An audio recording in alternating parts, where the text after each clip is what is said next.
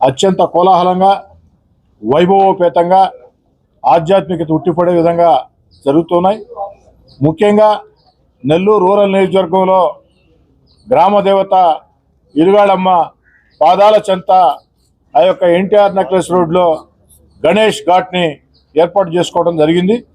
ఆ యొక్క గణేష్ ఘాట్ ఏ ఏడాదికి ఆ ఏడాది అందరి సహాయ సహకారాలతో అటు ఎన్టీఆర్ నెక్లెస్ రోడ్డు కానీ ఒక పక్కనున్న గణేష్ ఘాట్ కానీ అందరి సహాయ సహకారాలతో దినదాభివృద్ధి చెందింది. ముఖ్యంగా విక్రమసింహపురి గణేష్ ఉత్సవ కమిటీ ఆధ్వర్యంలో అధికారులతో కూర్చొని ఒక సమీక్షా సమావేశం.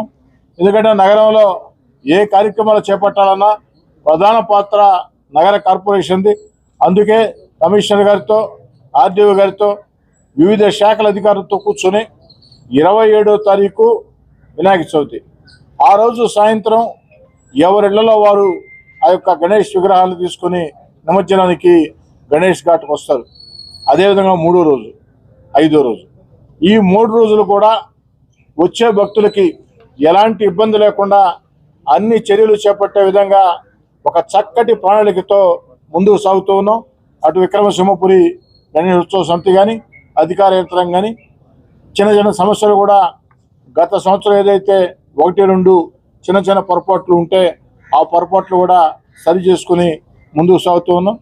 ఈ సంవత్సరం ఇంకా కూడా వైభవపేతంగా అక్కడ నిర్వహిస్తామని చెప్పి కూడా మాట ఇస్తూ ప్రజలందరూ కూడా ఆ యొక్క గణేష్ ఘాట్లో నెల్లూరు గ్రామ దేవత ఇరుగాళమ్మ పాదాల చెంత ఆ యొక్క గణేష్ ఘాట్లో వినాయక నిమజ్జనం అనేది ఎంతో ఆధ్యాత్మికతని ఎంతో భక్తిభావాన్ని సంతోషాన్ని ఇస్తుంది.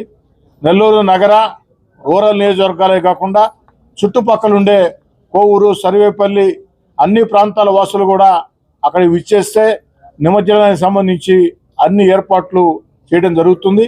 కాబట్టి దీన్ని అందరూ కూడా ఆధ్యాత్మిక శోభ ఉట్టిపడే విధంగా ఒక చక్కటి క్రమశిక్షణ ధోరణితో పాల్గొవాలని చెప్పని కోరుతూ మరోసారి నగర కమిషనర్ నందన్ గారికి అదేవిధంగా విజయవాడలో రాష్ట్ర స్థాయిలో ప్రభుత్వ కార్యక్రమాల్లో ఎంతో బిజీగా ఉన్నప్పటికీ రాష్ట్ర మున్సిపల్ శాఖ మంత్రి పొంగూరు నారాయణ గారు అటు నాతో కానీ కమిషనర్ గారితో కానీ నిత్యం ఈ యొక్క దీని గురించి మాట్లాడుతూ ఉన్నారు.